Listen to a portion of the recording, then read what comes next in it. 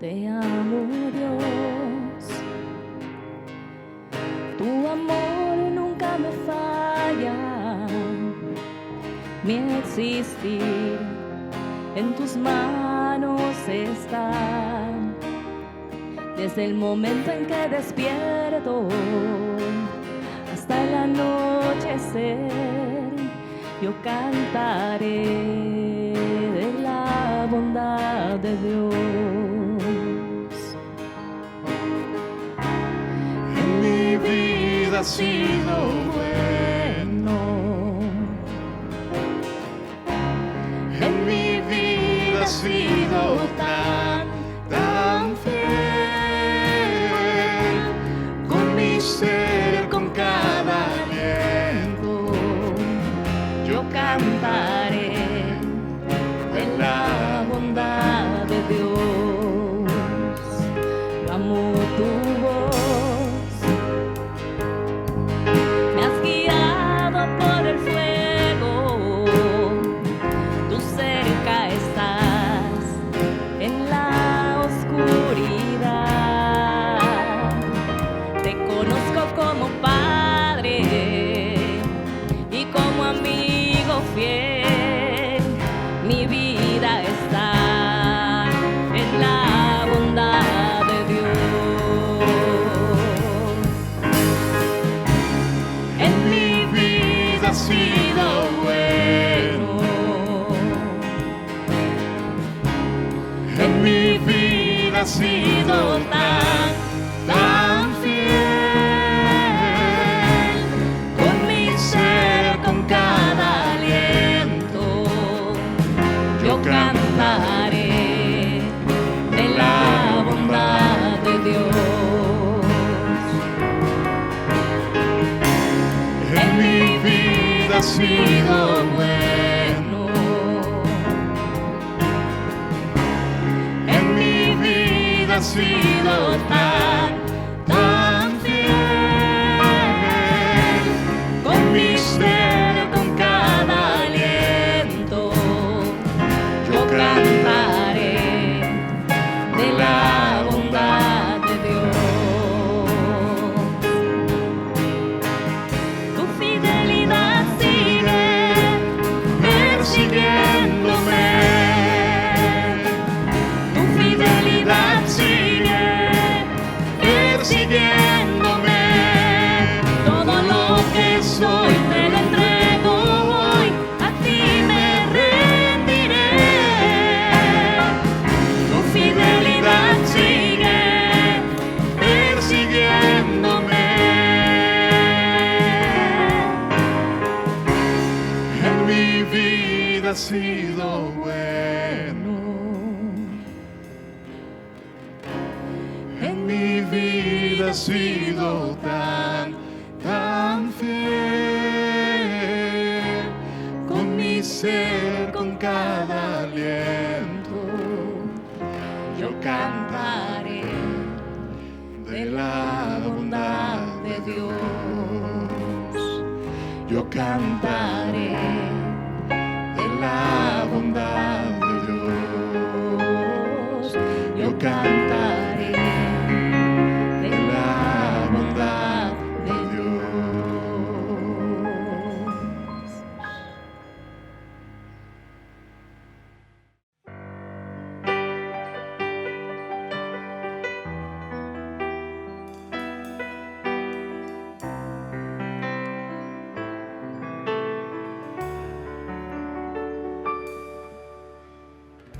Sentado en su trono, rodeado de luz, a la diestra del Padre gobierna Jesús.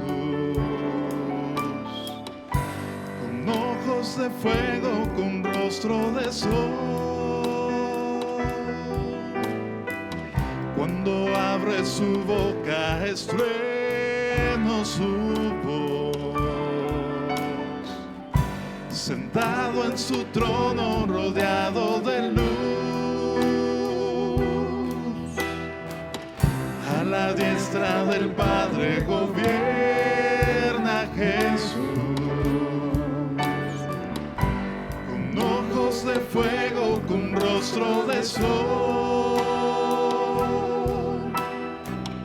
Cuando abre su boca es trueno su voz. Poderoso en majestad y reino, poderoso. Poderoso eres. Poderoso en potestad de imperio, poderoso. Un gran arco iris corona su ser. Él es el Cordero que pudo vencer. Él es el primero, Él es el postrer. Y arrojan coronas delante de Él. Poderoso en majestad y reino, poderoso. Poderoso eres. Poderoso en potestad de imperio, poderoso. Poderoso en majestad y reino, poderoso. Poderoso eres. Poderoso en potestad de imperio, poderoso.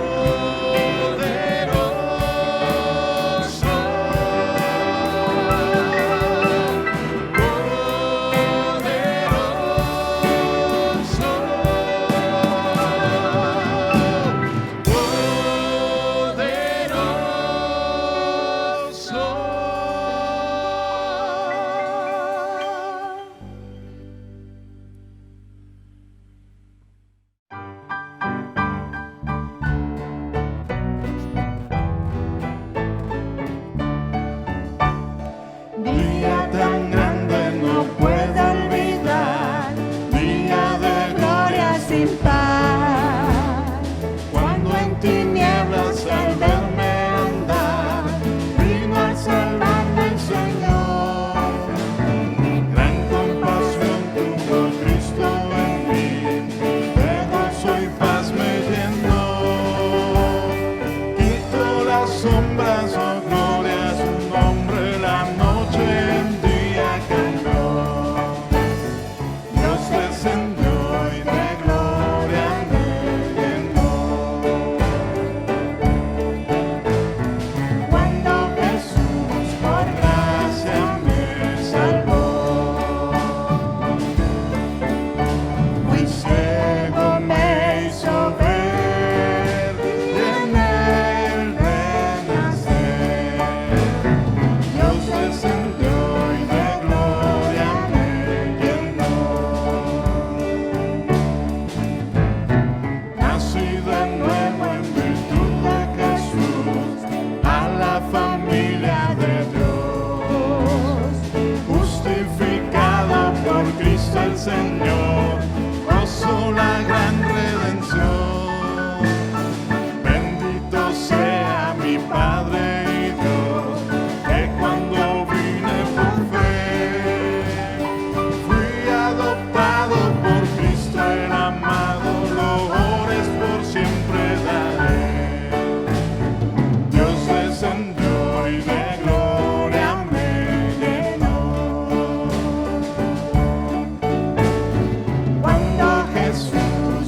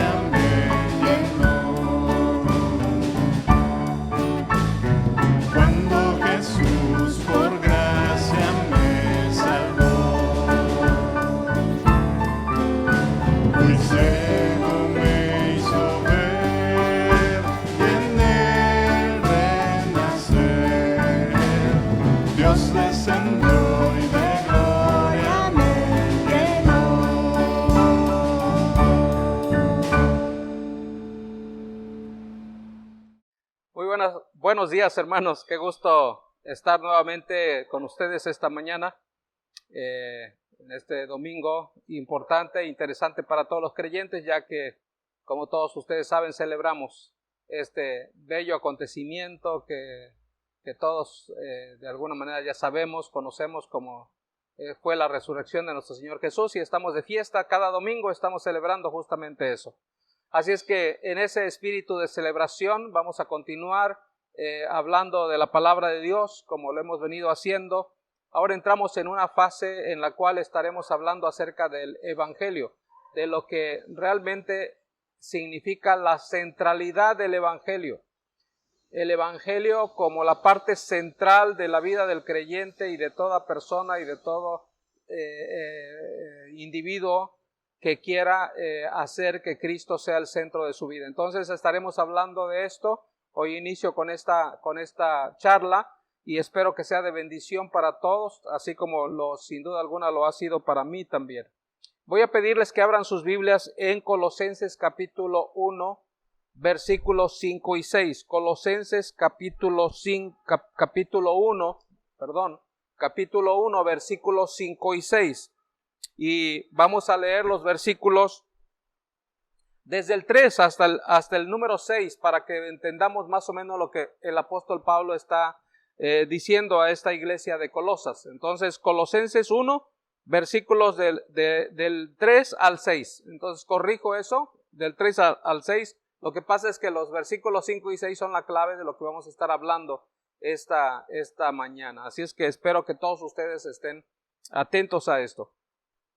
Dice la palabra de Dios, versículo 3, siempre orando por vosotros, damos gracias a Dios Padre de nuestro Señor Jesucristo, habiendo oído de vuestra fe en Cristo Jesús y del amor que tenéis a todos los santos, a causa de la esperanza que os será guardada en los cielos, de la cual ya habéis oído por la palabra verdadera del Evangelio, que ha llegado a vosotros, así como a todo el mundo, y lleva fruto y crece también en vosotros desde el día que oísteis y conocisteis la gracia de Dios en verdad.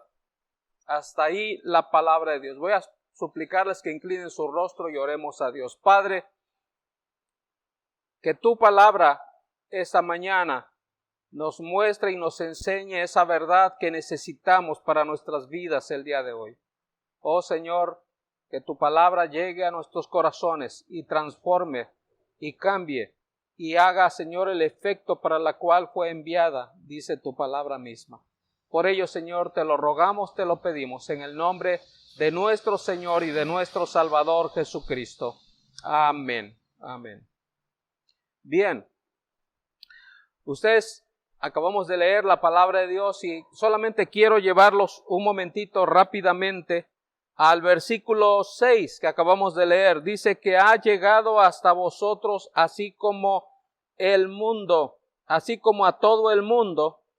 Y entonces al final del verso 5 nos damos cuenta que el apóstol Pablo está hablando del Evangelio. Noten lo que dice al final del verso 5.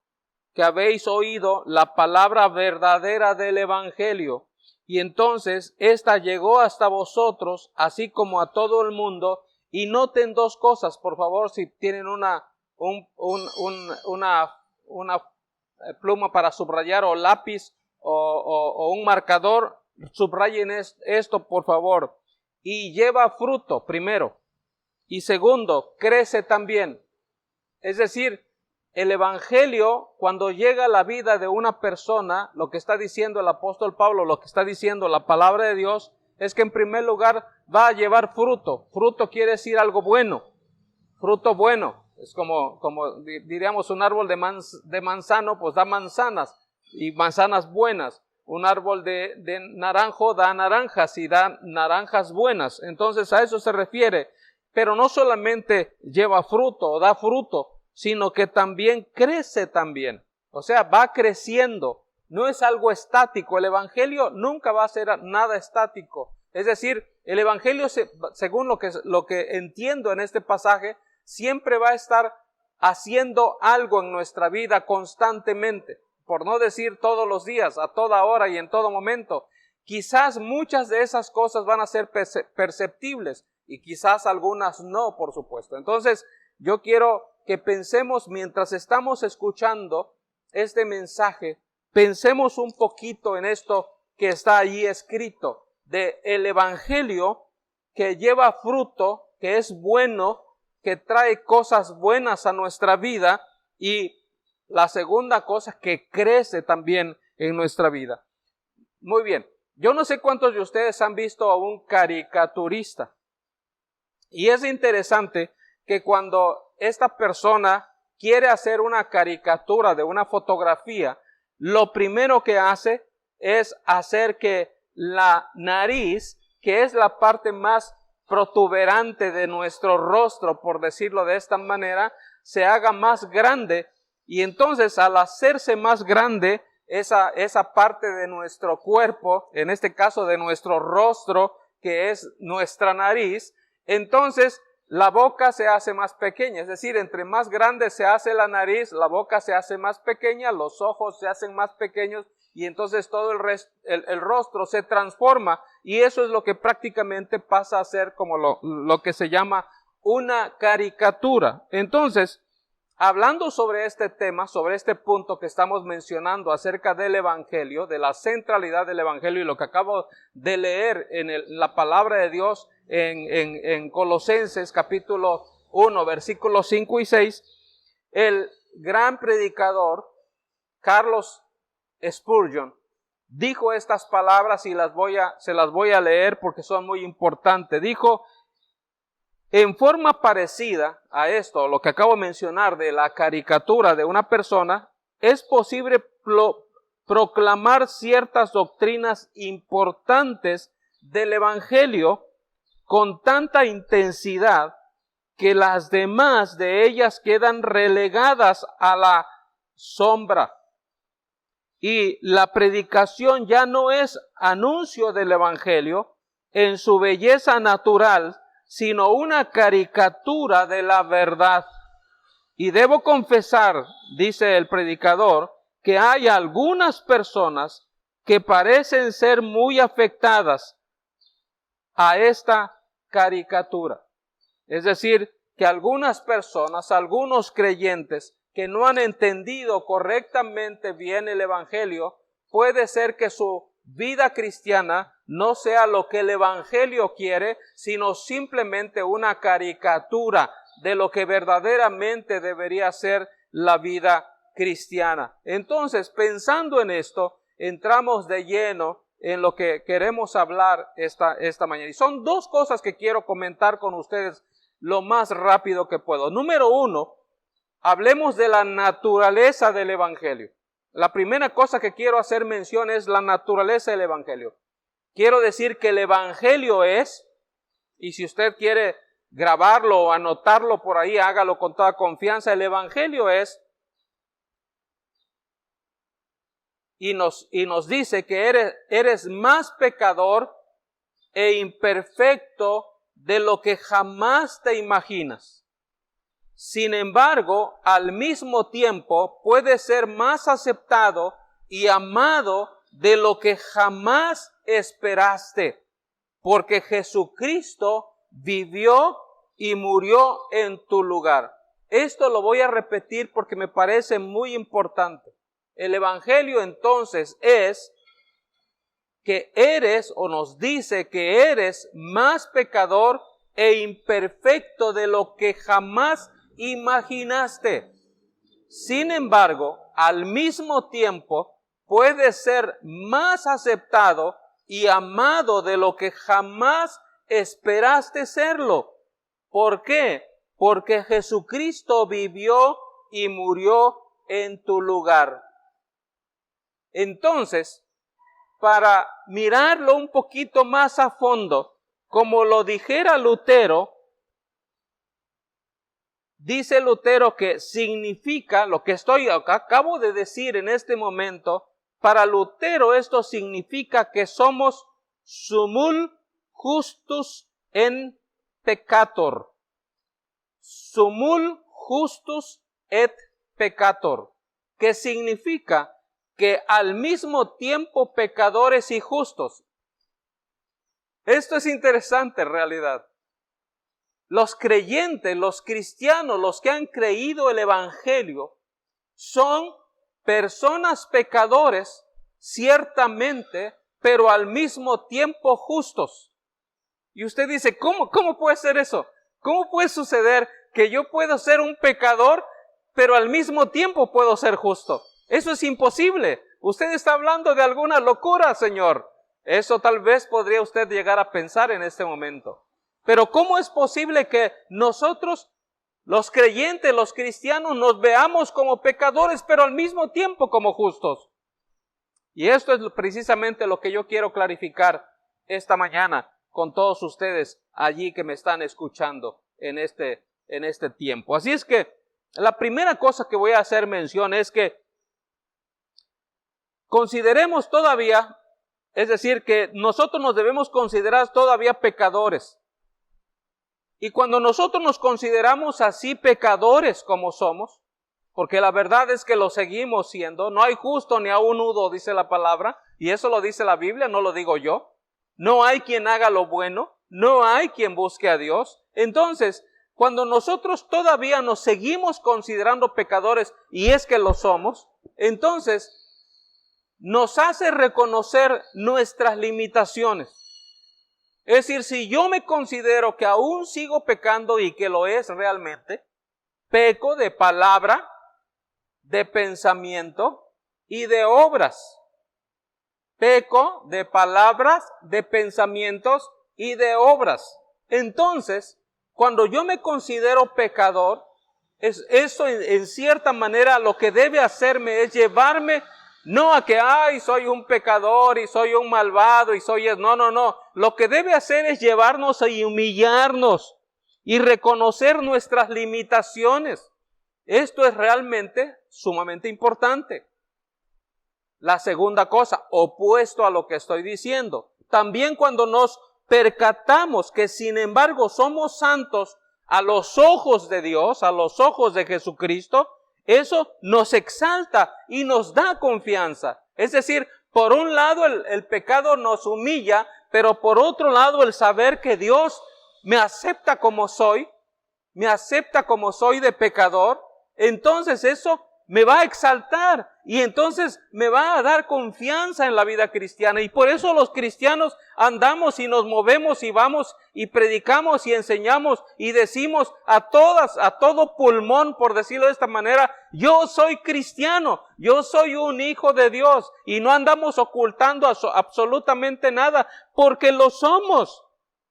Entonces, cuando pensamos de esta manera, todos los que no son religiosos, escuchen lo siguiente, buscan ser sus propios salvadores y amos mediante la ausencia de religión. Esto me parece que es algo que comúnmente ocurre en el mundo el día de hoy. El orgullo del mundo es la siguiente frase: no me dicen a mí cómo debo vivir o qué debo hacer. A mí nadie debe decirme cómo yo debo vivir y cómo yo debo hacer en mi vida, cómo yo debo desenvolverme en mi vida.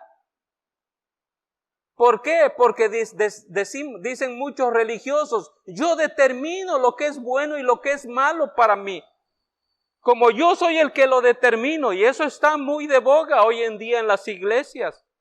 El que tú decides si quieres ser bueno o quieres ser malo. De que tú decides si quieres avanzar en tu vida cristiana o no quieres avanzar en la vida cristiana. Pero tú eres el que lo decides. Y cuando entramos en esos terrenos, entonces nos damos cuenta que realmente estamos caminando en algo que no es verdaderamente cierto, que no es cierto. ¿Cómo puede un pecador decidir vivir en algo que no puede hacer? ¿Cómo puede un pecador transformarse a sí mismo si no es transformado por otro? Es decir, yo no puedo ser bueno por mí mismo. Yo soy malo por mí mismo. Pero yo no puedo dejar de ser bueno por mí mismo y convertir malo dejar de ser malo por mí mismo y convertirme en algo bueno cuando eso está simplemente en mis genes y en mi naturaleza. Eso no es posible quitarlo y sacarlo de ahí. Es decir, todos ustedes han oído hablar de nuestro ADN. Nuestro ADN no puede ser transformado, y si es transformado nuestro ADN, entonces toda nuestra personalidad y todo lo que somos, por decirlo de esa manera, se cambia totalmente. Aquí pasa exactamente lo mismo. Eso no puede ocurrir. Entonces, no seamos religiosos pensando que nosotros somos los que podemos ser cambiados y podemos cambiarnos a nosotros mismos por otras personas. Porque ¿cómo lo malo puede cambiarse en algo bueno por sí solo? Eso no es posible. Pero las personas morales y religiosas buscan ser sus propios salvadores y amos mediante la religión, el orgullo religioso. Ojo con lo que estoy diciendo, porque esto creo que también está vigente el día de hoy. Muchas personas religiosas buscan ser sus propios salvadores y amos mediante la religión. Y aquí hago un punto me parece importante: orgullo religioso. Y escuchen esto: soy más moral y religiosos que otras personas, que tanto Dios debe escuchar mis oraciones y llevarme al cielo. Casi eso es lo que estamos diciéndole a Dios.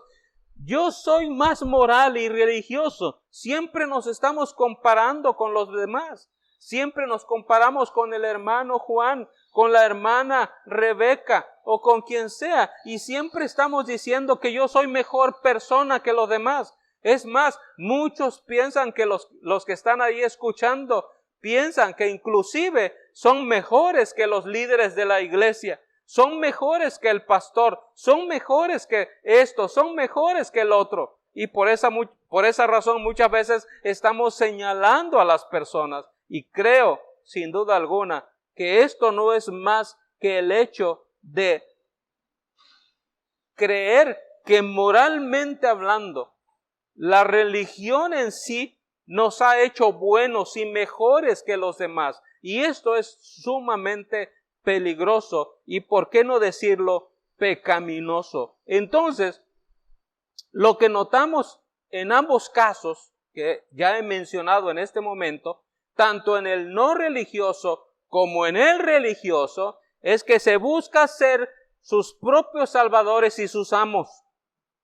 Fleming O'Connor dijo que los religiosos piensan que la forma de evitar a Jesús es evitar el pecado. Escúchenlo.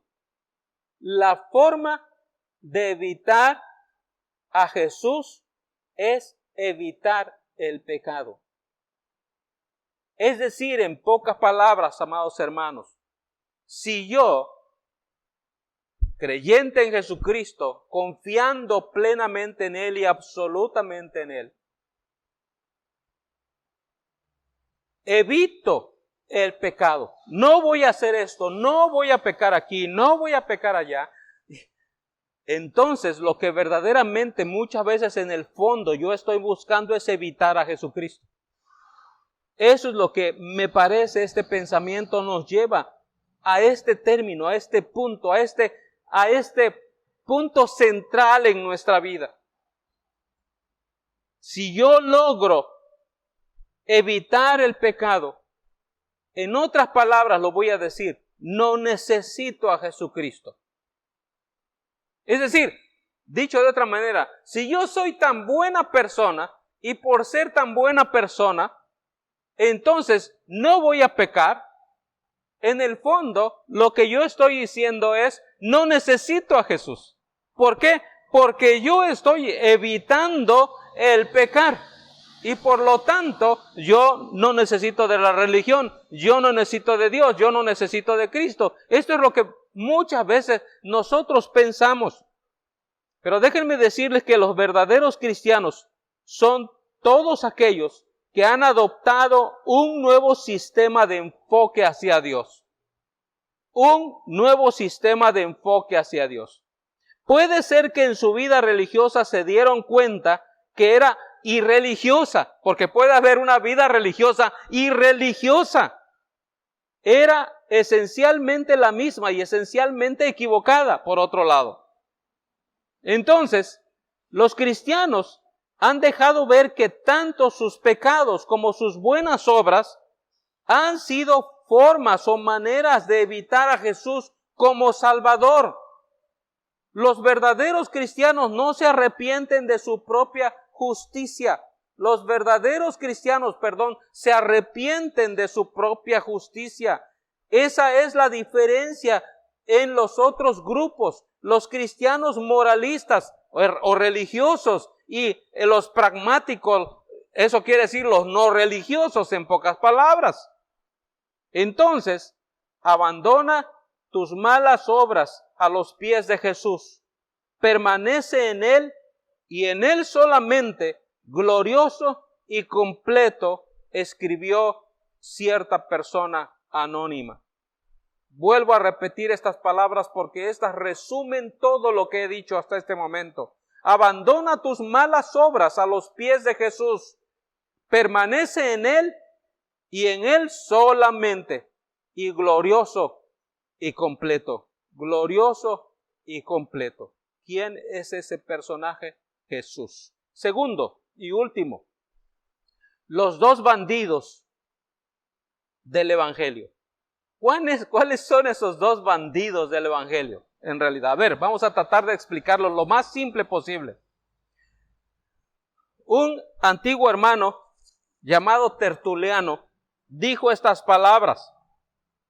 Así como Cristo fue crucificado entre dos bandidos, así también la doctrina de la justificación es crucificada entre dos errores opuestos. Estos dos errores continúan robándonos el Evangelio. Estos dos errores continúan robándonos el Evangelio. ¿Y cuáles son esas dos bandidos? Uno es el moralista y pragmatismo, o conservadores y liberales, como usted lo quiera llamar. El moralismo es el pragmatismo y los conservadores vienen siendo prácticamente liberales en cierta manera. Entonces, por una parte, los legalistas enfatizan la verdad sin la gracia, porque dicen que tenemos que obedecer la verdad para ser salvos. Ojo con lo que estoy diciendo. Eso dicen los legalistas. Enfatizan la verdad sin la gracia, porque dicen que tenemos que obedecer la verdad para ser salvos. Si tú obedeces a la verdad, entonces serás salvo. Es decir, Jesucristo no aparece por ningún lado. Si tu obediencia te va a salvar, entonces has evitado a Cristo y tú te has convertido en tu propio Cristo. Esto es lo que está ocurriendo aquí. Por otra parte, los pragmáticos, o como decía hace un momento, o conservadores, liberales, en cierta manera, enfatizan la gracia sin la verdad, porque dicen que todos somos aceptados por Dios y que tenemos que decidir qué es la verdad para nosotros. Es decir, nosotros decidimos qué es la verdad para nosotros. Nadie lo va a decidir por nosotros, en otras palabras. Entonces, cuando Jesús dice, yo soy el camino, la verdad y la vida, bueno, eso es lo que Jesús dice, pero no es lo que yo pienso, no es lo que yo creo, porque para mí hay otra verdad. Eso es lo que dice el pragmático, básicamente. Yo me he creado mi propia verdad y yo voy a seguir mi propia verdad. Pero ojo con lo que estamos diciendo. La verdad sin la gracia no es verdad. Y la verdad sin la gracia no es realmente verdad. Vuelvo a repetir esta frase porque me parece muy importante. La verdad sin la gracia no es verdad. Y la verdad sin la gracia no es realmente verdad. Por eso, amados hermanos, la Biblia dice que Jesucristo era lleno de gracia y verdad. Las dos cosas.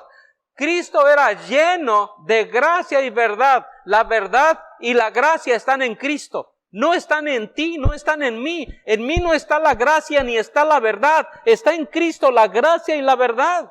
Esto es realmente lo que nosotros debemos pensar y creer. ¿Por qué no decirlo así? Esto es realmente el Evangelio. Esto es realmente lo que Dios quiere que nosotros entendamos acerca del Evangelio. Entonces, amados hermanos, ahora aquí está la clave de cómo debemos vivir. Escúchenlo. Soy más pecador e imperfecto de lo que jamás me imaginé. Ojo con eso.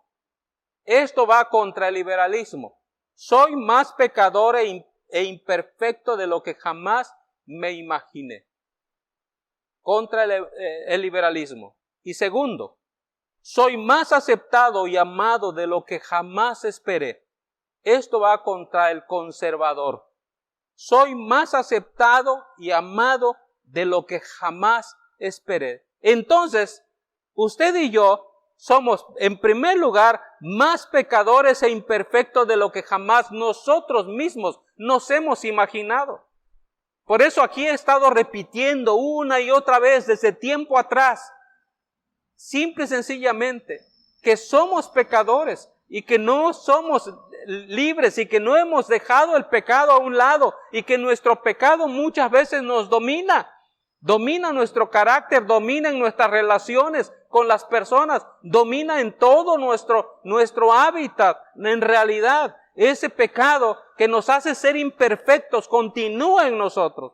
Pero al mismo tiempo, lo más maravilloso de todo es que somos aceptados y amados por Dios más de lo que nosotros esperamos que eso sea en realidad. Y esto convierte el Evangelio en algo verdaderamente maravilloso y sublime. Algo que no tiene igual. Algo que es distinto a todo lo que el mundo predica y a todo lo que en cualquier parte y en cualquier lado del mundo se enseñe como doctrina que no contenga esto que estamos diciendo. Esto realmente es el Evangelio, amados hermanos.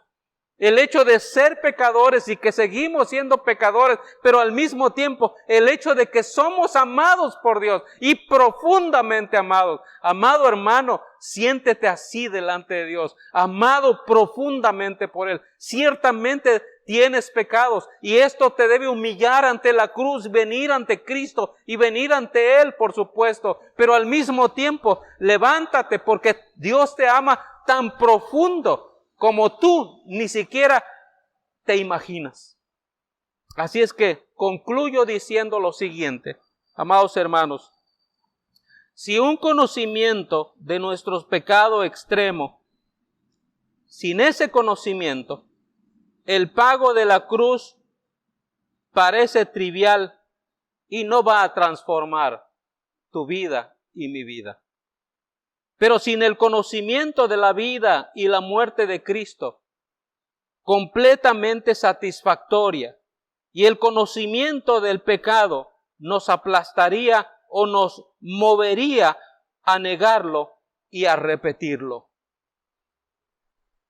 Si quitamos el conocimiento del pecado o el conocimiento de la gracia, las vidas de las gentes no habrían cambiado y no tendrían esperanza de cambio jamás en sus vidas. Estarían agobiados por las leyes morales y por supuesto nos alejaríamos de esta gran verdad enojados totalmente. ¿Por qué? Porque no entendemos cómo es que nosotros podemos avanzar en la vida en medio de nuestra pecaminosidad. Porque simple y sencillamente, como decíamos al inicio de este mensaje, interesantemente hablando, somos pecadores, pero al mismo tiempo somos justos. Caminamos ciertamente entre el pecado y vivimos, por cierto, entre el pecado, pero al mismo tiempo reconocemos que Cristo pagó por nuestros pecados y nos lavó con su sangre y nos hizo libres de ellos. Vive así, amado hermano. Vive así para la gloria de Dios en todo tiempo y en todo momento, y verás que tu vida puede ser cambiada y puede ser transformada. ¿Por qué? Porque estás viviendo en la centralidad del Evangelio. Inclinen su rostro y oremos a Dios ahí donde están. Padre, gracias por tu palabra que nos muestra y nos enseña esa gran verdad, esa gran realidad de lo que significa el Evangelio en nuestras vidas. Que, Señor, sea el Evangelio el que cambie nuestro ser, nuestro interior y nuestro exterior, nuestro andar, nuestro caminar, nuestro hablar, nuestro pensar, nuestro amar. Oh Señor, ayúdanos para que de esta manera podamos dar fruto, como dice tu palabra, y crecer en el Evangelio, que es lo que tú quieres y lo que tú deseas para nuestras vidas. Oh Señor, que esto sea una realidad en todos nosotros. Bendito seas por ello, alabado sea tu nombre. Te damos toda la honra y la gloria que tú mereces, y obra en nuestras vidas para la gloria y honra de nuestro Señor y Salvador Jesucristo. Amén. Amén. Ahora, mis amados hermanos, que la gracia de nuestro Señor Jesucristo, el amor de Dios y la participación del Espíritu Santo sea con todos ustedes, donde quiera que estén,